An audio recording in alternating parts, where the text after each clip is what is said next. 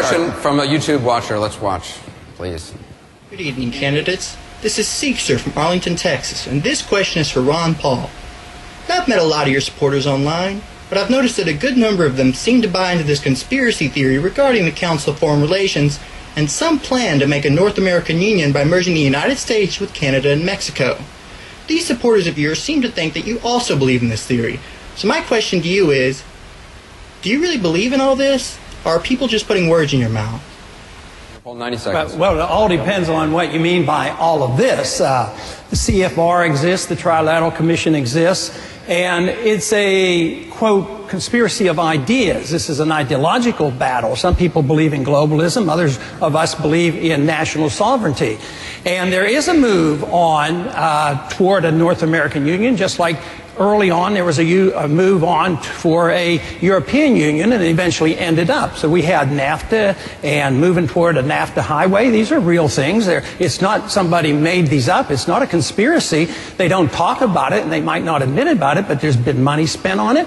There was legislation passed in the Texas legislature unanimously to put a hold on it. They're planning on millions of acres taken by eminent domain for an international highway from Mexico to Canada, which is going to make the immigration problem that much worse. So it's not so much a secretive conspiracy. It's a contest between ideologies, whether we believe in our institutions here, our national sovereignty, our Constitution, or are we going to further move in the direction of international government, more UN? You know, this country goes to war under UN resolutions. I don't like big government in Washington.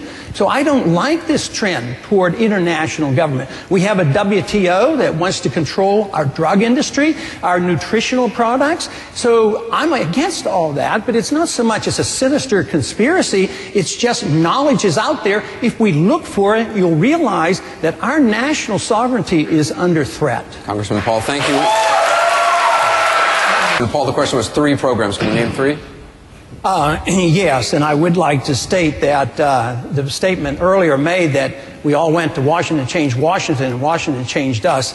I don't think that applies to me. Washington did not change me.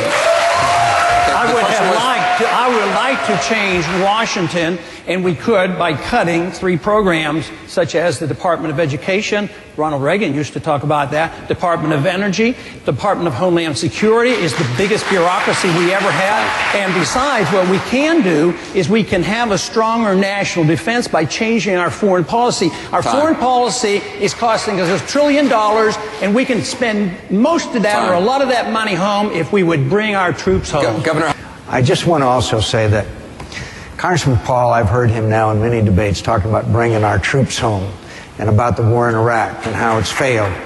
And I want to tell you that that kind of isolationism, sir, is what caused World War II. Allow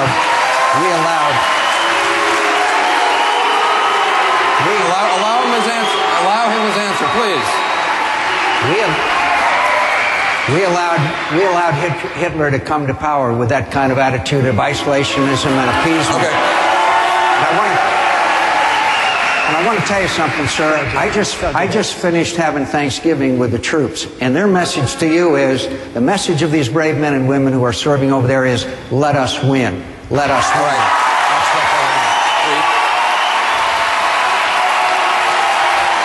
Right. We will, please.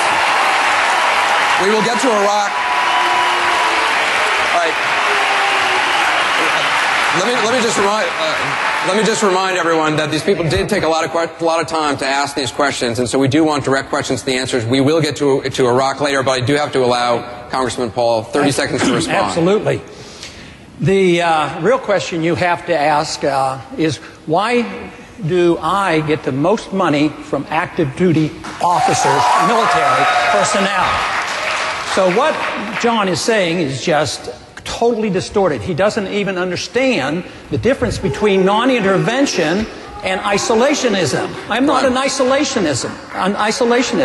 I want to trade with people, talk with people, travel, but I don't want to send our troops overseas using force to tell them how to live. We would object to it here, and they're going to object to us over there. All right, we will have a lot more on Iraq coming up. It's obviously a very heated topic.